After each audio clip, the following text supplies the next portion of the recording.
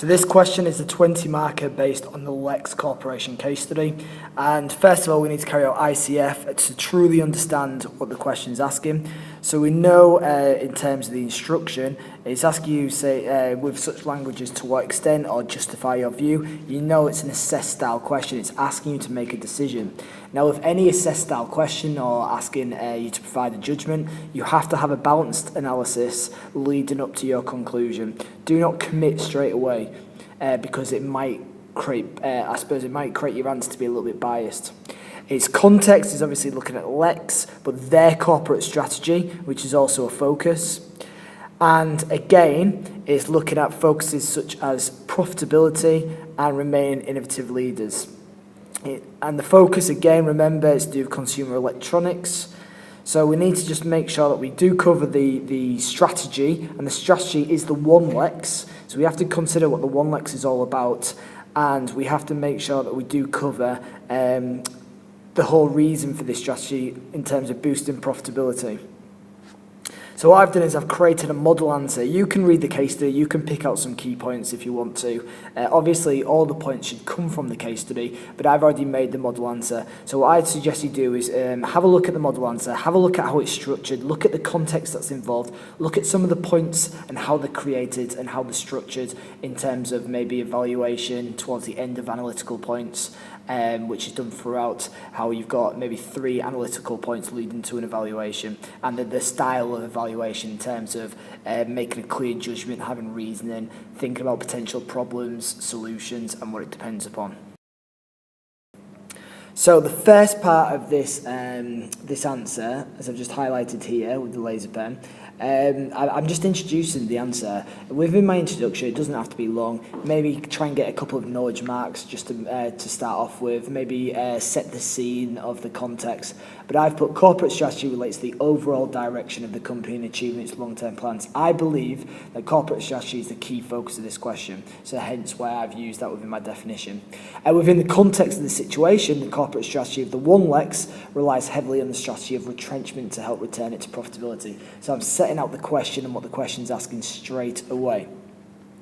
Within my first point, with my first analytical point, I've gone for an advantage of this strategy. So my next point should be a disadvantage. So if we have a look at my advantage, it says some aspects of the retrenchment strategy are logical and could address the increasing costs quickly. So that's my point. But now I need to give reason and explain why with evidence. So the selling off of loss-making divisions such as television is a wise move, as it would need additional funds to invest and try to boost its competitiveness. Funds which Lex Corporation do not possess. If we think about the television, it's a loss-making market, then it's really hurting the company. Think about it from the product life cycle. It's in the decline stage. Do we invest further in that product, or with the risk that it might not work, or do we just cut our losses? So at the same time, it allows the company to realign its focus towards functional areas they believe to have more potential, or other markets such as gaming. In the past, Lex has been a market leader in gaming, therefore their brand image may remain. So by recuperating costs from the television, this may help them to invest further and boost their competitiveness. However, I've started to bring in a little bit of evaluation to this analytical point, but however, it's essential to point out that it may take time to see the results of this investment, especially when considering major rivals such as Apple and Samsung, who are financially strong, have probably already been carrying out R&D for current and future products. So it's not an instant success. It's not going to guarantee results. It's still going to need time. Okay, so retrenchment, yes, it seems to be a short-term strategy, but it needs to be long-term thinking. So now I've done an advantage, I need to consider a disadvantage of this approach. So I've put, however, other areas of their retrenchment strategy for the one Lex could bring about further problems in terms of cost management. So I've kind of opened up the retrenchment. It's just not one type of retrenchment they've carried out. They've actually carried out 3 types. So I've put the 6% cut in the global workforce will save costs of wages and salaries initially. However, the impact on the rest of the workforce cannot be underestimated.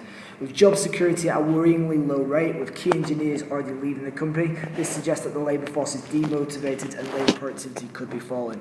This could worsen costs due to inefficiency, and it's also worth pointing out, for all the other changes for this strategy to take place, it is essential to get the labour force on side.